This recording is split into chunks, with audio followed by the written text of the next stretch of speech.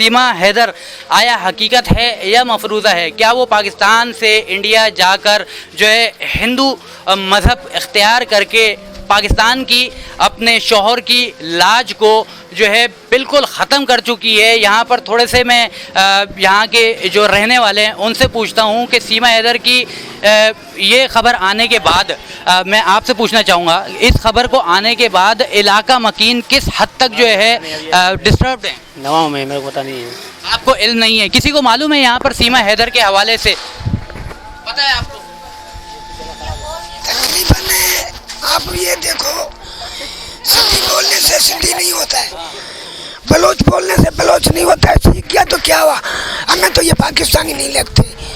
जो मज़हब को जिसने छोड़ा है, दूसरे गैर मज़हब के हमारे मज़हब में आते हैं। इसने अपना मज़हब छोड़ के हिंदू मज़हब में क्या देखा, उसमें चले गई। आप जज्बा देख सकते हैं, हमारे भाई की यहाँ पर आवाज़ नहीं निकल रही, आसपास के लोग यहाँ पर हंस रहे हैं, मगर मेरे भाई ने खूबसूरत बात की कि जिसने अपना मज़हब छोड़ दिया हो, जिसने अपना मुल्क छोड़ दिया, जिसने अपना शौहर छोड़ दिया हो, और वो कम अज़ कम मुसलमान, पैदाइशी मुसलमान नहीं हो सकती, वो पाकिस्तानी नहीं हो सकती।